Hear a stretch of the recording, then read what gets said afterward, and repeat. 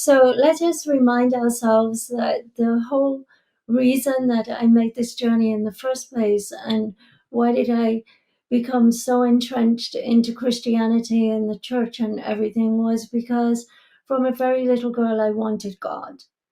Right. And I think that the most amazing thing of this whole journey and the struggle that we had with Nehemiah, as child that was emotionally challenged, was a really beautiful journey in retrospect, even though it was so difficult and so overwhelming. But now, when I look back, this was the journey to God. And it's just, Mm. um, it taught me so much, and it forced me to look deeper into what was happening on the surface and find God in the challenge. And Yeah.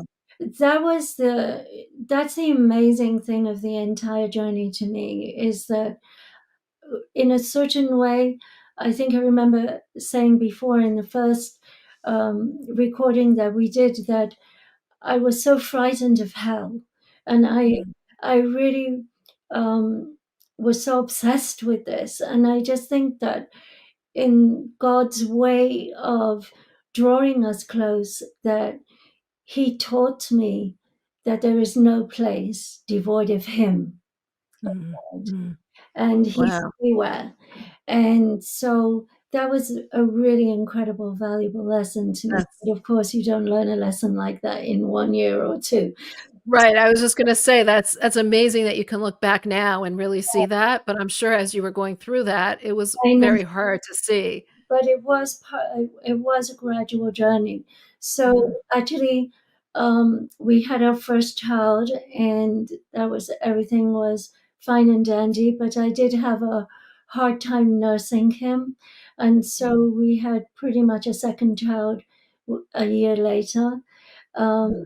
and that was a very challenging pregnancy. And um, afterwards, I had it was a hard delivery and some complications, and I wasn't healing after the Mhm. birth. Mhm.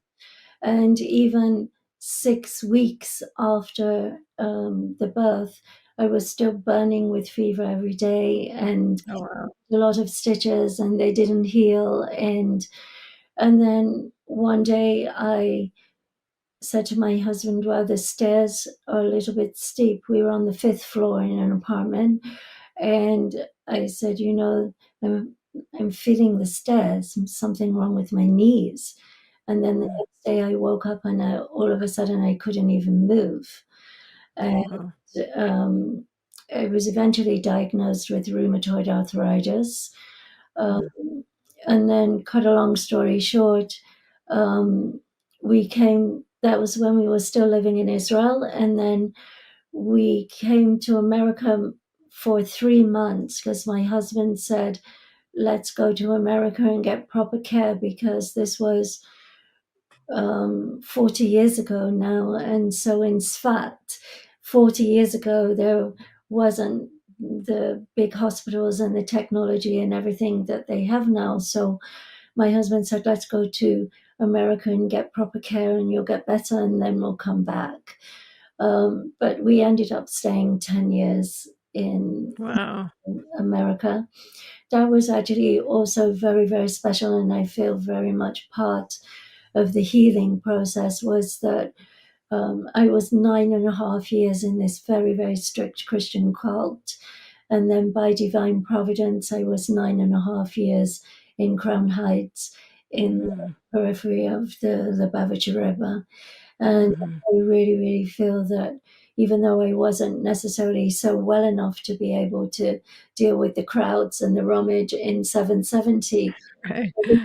but just being in the Daladamas, in the area close to 770 and to where the Rebbe was. So it was just a big time of healing. And I feel that growing up with in such a place of idol worship, and also my husband, as you remember, was a ger, a convert. He's a convert. Mhm. Yes. And he also grew up in the church, in the Episcopalian church. I grew up in the Mm.